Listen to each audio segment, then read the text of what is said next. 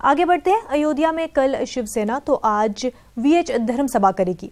मुल्क के अलग अलग हिस्सों से साधु संत अयोध्या पहुंचे हैं, जहां वो हुकूमत से राम मंदिर तामीर करने की मांग करेंगे। हर हिंदू की यही पुकार, हर हिंदू की यही पुकार। आपने 24 तारीख को अयोध्या में शिवसेना का ट्रेलर देखा। महाराष्ट्र से हजारों शिवसेना के कारकुनान के साथ आए उद्धव ठाकरे ने हुकूमत से मंदिर बनाने की तारीख बताने की मांग की। नारा दिया कि पहले मंदिर फिर सरकार। मंदिर वही बनाएंगे, लेकिन तारीख नहीं बताएंगे। हमें आज मंदिर बनने की तारीख चाहिए। पहले मंदिर कब बनाओगे वो बताओ, और फिर बात की बात तो बाद में होती रहती, बाकी की बात तो बाद में होती रहती। 24 तारीख को ही शिवसेना के कारकुनान ताल ठोक कर महाराष्ट्र के लिए रवाना हो गए, लेकिन उद्धव ठाकरे अयोध्या में ही डटे रहे। कल शिवसेना का दिन था, आज वीएचपी की बारी है। आज शाम 4 बजे तक धर्म सभा चलेगी, जिसमें 2 लाख अफराद के शामिल होने का दावा है। 24 तारीख के सुबह से ही अयोध्या में माहौल गर्म है, जिसको देखते हुए सिक्योरिटी के पुख्ता इंतजामात हैं। किसी भी नाखुशगवार हालात से निपटने के लिए इंतजामिया आज मुस्तैद है। Bureau report, news 18 Urdu. Senior SP leader Azam Khan ने शिवसेना को सख्त तनकीद का निशाना बनाया है। उन्होंने कहा कि ये वही पार्टी है जिसने बाबरी मस्जिद को मुनहदम किया, बीजेपी तो बाद में सामने आई। देखिए, 6 दिसंबर 92 को मस्जिद शिवसेना ने ही गिराई थी, भाजपा ने नहीं गिराई थी।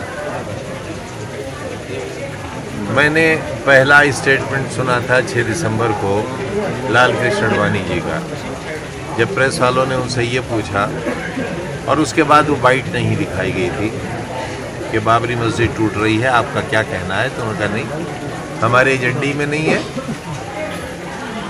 लेकिन थोड़ी देर बाद वही ये कह रहे थे कि हमें गर्व है कि हमने बाबरी मस्जिद गिराई है।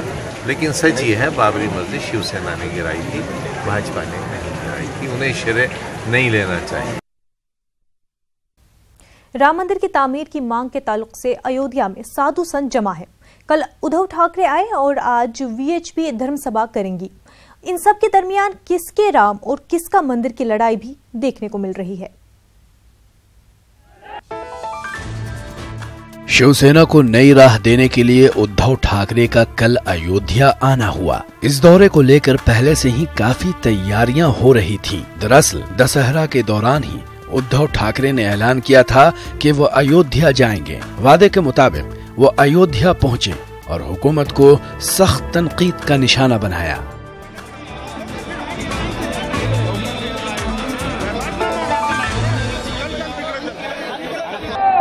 सोए हुए कुंभकर्ण को जगाने आया हूं।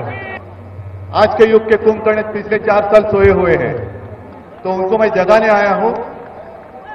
और किए हुए वादे निभाना, मैं मानता हूं ये भी हमारा हिंदुत्व है, यही हमारा हिंदुत्व है। जो वादा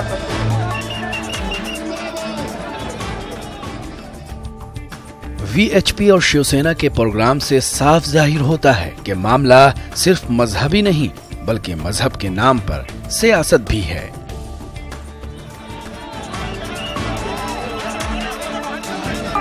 कितने साल हम इंतजार करें? कुछ दिन हो गए, महीने हो गए, ठीक है ना, साल गुजर गए, अब तो पीढ़ियां निकल जा रही है। मंदिर वही बनाएंगे, लेकिन तारीख नहीं बताएंगे।